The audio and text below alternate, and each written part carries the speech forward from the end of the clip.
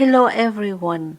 In today's world, with the turmoil, with uncertainty going on, today's video I want to discuss with you about the uncertainty, dancing with fog, understanding and embracing uncertainty.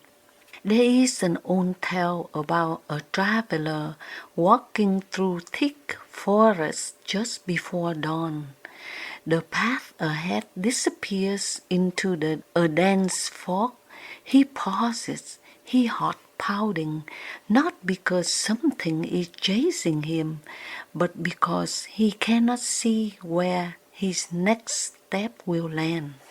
The fear is not a monster nor of wolves. The fear is of not knowing.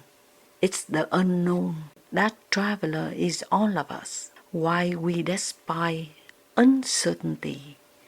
Human beings are wired to seek certainty. Our brains are in many ways prediction machines.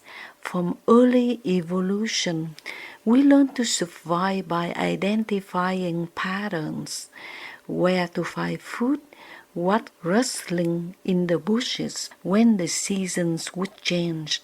Predictability meant safety, uncertainty meant danger.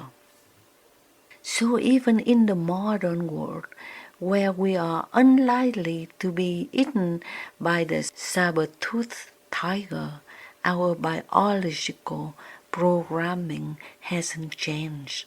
We crave control. We want to know what's next.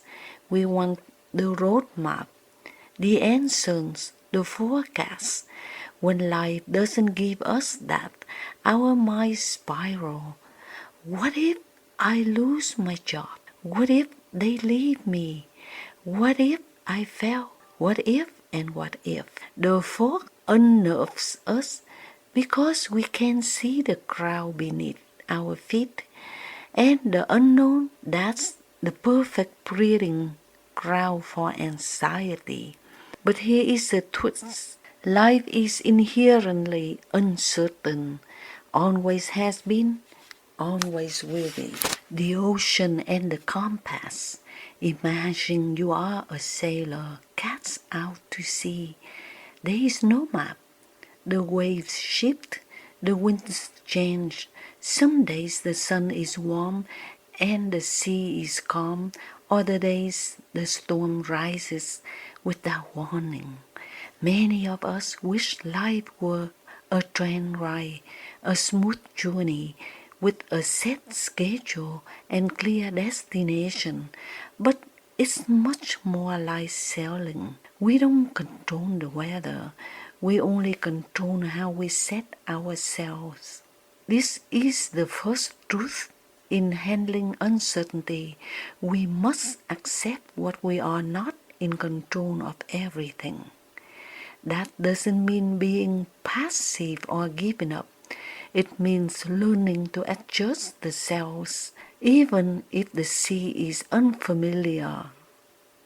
You don't need to know where every wave leads. You just need a compass, values, principles, and a sense of direction that guides you no matter what. Story from the edge. Take Sarah, for example. She was a teacher for nearly 15 years, always certain of her path. Then the school closed. She didn't know what came next. At first she froze, as many of us do. Who am I without this job? She asked. But then something happened. She remembered how much she loved writing. Slowly, clumsily, she began freelancing. One article turned into 2, then 10. Today she's a published author. I never would have chosen this path, she says, but the detour showed me who I really am. This is the second truth. Uncertainty is often birthplace for possibility. We treat uncertainty as a villain, but more often than not, it is a hidden door. When everything is planned, there is little room for surprise, but things fall apart. That's when new things can form together. The chrysalis paradox. Consider the caterpillar. One day, it stops crawling and forms a cocoon. Inside it dissolves. It literally turns to mush, its own self completely disintegrating before it becomes something new. If you interrupted the process too soon, if you force certainty, you will kill the transformation. Humans also go through chrysalis periods, job losses, breakups, moves, health cares. These moments of disorientation are terrifying, but we feel like mush. But this in-between state is often where the real transformation occurs.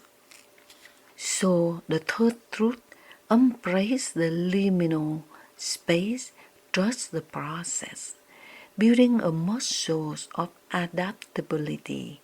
Handling uncertainty isn't about eliminating fear, it's about learning to walk with it. Like a dance partner, you don't fight the music, you move with it.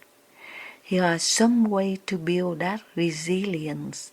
First, name the fear. When uncertainty strikes, don't suppress the anxiety. Name it. Write it down. I am afraid I won't find love again. I'm scared I never figure this out. Naming the fear gives it shape, and once it has shape, there is no longer a shadow. Second, stay present. Often we suffer not because of the present moment, but because of imagined futures. Meditation, deep breathing, or even a walk in nature can pull you back to the now, the only place where life is actually happening. Focus on what you can control. You can't control the storm, but you can tighten the ropes. You can't control someone else's decision, but you can choose how you respond. Small actions restore the sense of agency. Fourth, cultivate a flexible mindset. Instead of saying, this shouldn't be happening, try asking, what can I learn from this? Flexibility is the mental muscle that bends instead of breaking. Fifth, surround yourself with anchors, people, routines, values. There are the anchors in the fog. Even if everything else feels unknown, anchoring yourself in connection and meaning can give stability. The monk and the teacup. There is a Zen story about a monk who held out a delicate porcelain teacup and said, this cup is already broken. His students were confused. But it is perfectly fine, they say. Yes, the monk replied. But one day, when it falls or cracks or fades, and it's because I know that I can appreciate it fully now. This is a final truth. All of life uncertainty because of its impermanence, and that's not a curse. That's what makes it precious. When we stop demanding certainty, we begin to truly live. We stop holding our breath, waiting for a perfect plan to unfold, and instead begin to notice the beauty of the chaos. Closing the loop back to our traveler in the foggy forest, he cannot see the whole path, but he can see his next step, and so he takes it. Then another. The fog doesn't clear all at once, but step by step a trail appears. That is how we move through uncertainty, not by waiting for the fog to lift, but by walking anyway, with trembling legs, and a brave heart. Because in the end, the most extraordinary journeys are not the ones with perfect maps. They are the ones when we dare to step forward without them. Thank you so much for listening. And if you want to hear in the Vietnamese version, please click on this button and don't forget to click like or subscribe to my channel. Thank you so much.